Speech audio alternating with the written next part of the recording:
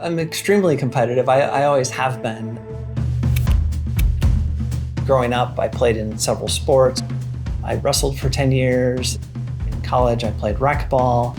I started off when I was young in lifeguarding and went from there, spent 5 years as a firefighter, and then moved on into the corporate world after that.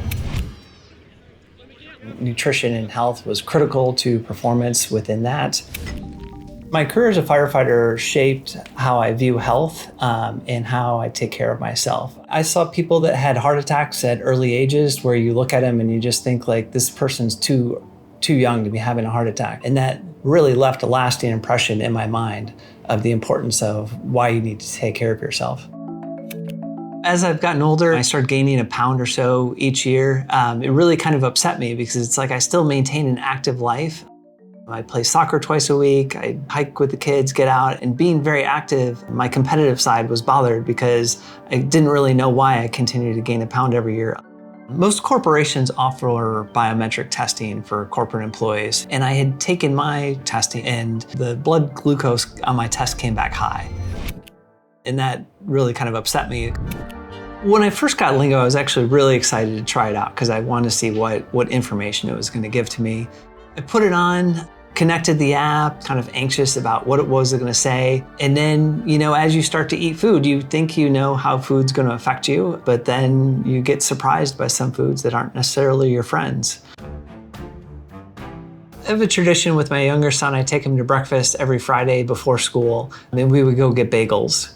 And one day we went and got bagels. This was the second day that I had my Lingo app. And I was real curious to see how my body would respond to the bagel. But I ate a bagel thinking that it really would be kind of a non-event. And a little while later, after we had breakfast, I checked the Lingo app. My glucose had risen to over 200. And I was surprised because I didn't previously have the awareness of how my body would respond to that. And that insight was extremely valuable to me. My friends and family, I call it the bagel incident. Since then, I could eat steak for breakfast. I still eat breakfast with my son on Fridays, but no more bagels for me.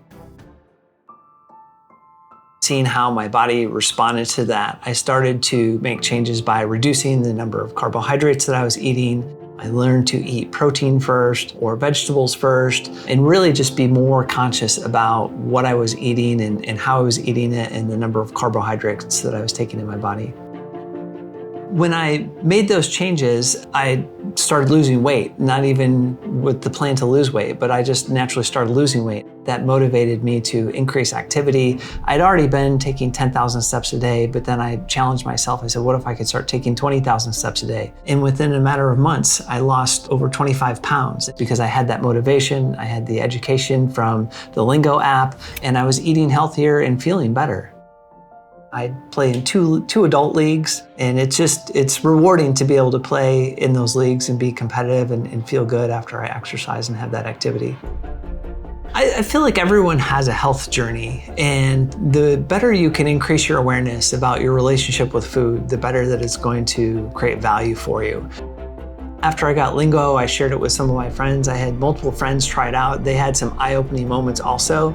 And to me, it's just about increasing awareness and then taking that knowledge and learning to make small changes that are going to positively benefit your body.